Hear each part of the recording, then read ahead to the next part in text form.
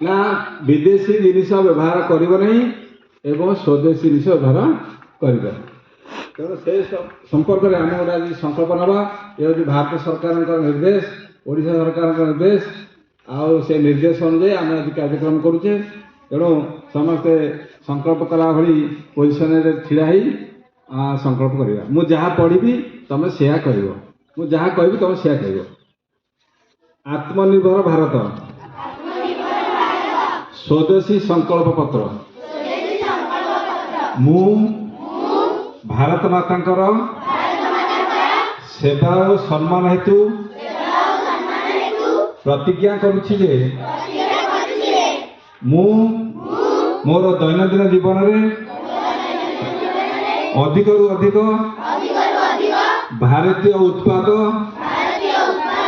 ବ୍ୟବହାର କରିବାକୁ ଚେଷ୍ଟା କରିବି ଏବଂ ଅନ୍ୟ ଦେଶରୁ ଆମଦାନୀ ହେଉଥିବା ବସ୍ତୁ ବଦଳରେ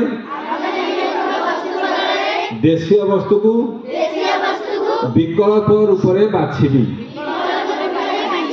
ମୋର ଘରେ, କାର୍ଯ୍ୟକ୍ଷେତ୍ରରେ ଏବଂ ସମାଜରେ ଭାରତୀୟ ଉତ୍ପାଦକୁ ପ୍ରାଥମିକତା ଦେବି ଏବଂ ଗ୍ରାମ, କୃଷକ ତଥା କାରିଗରକୁ ସମର୍ଥନ କରି ମୁଁ ସ୍ଥାନୀୟ ଉତ୍ପାଦ ପାଇଁ ପ୍ରାଥମିକତା ଦେବି। ମୁଁ ଯୁବପିଢ଼ି ଏବଂ ପିଲାମାନଙ୍କୁ ସ୍ୱଦେଶୀ ଗ୍ରହଣ କରିବାକୁ ଉତ୍ସାହିତ କରିବି ଏବଂ ନୂଆ ପିଢ଼ିକୁ ଏହାର ମହତ୍ତ୍ୱ ବିଷୟରେ ଜଣାଇବି।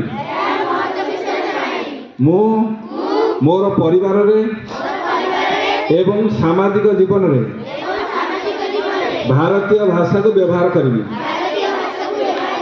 ମୁଁ ପରିବେଶ ପ୍ରତି ଯତ୍ନବାନ ହେବା ସହିତ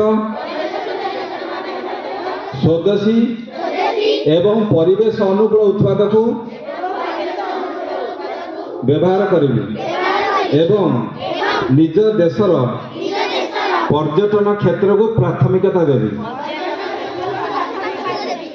ହେଲା, ଏଠି ବର୍ତ୍ତମାନ ତମର କାମ ହେଲା ଦିଦି ମାନେ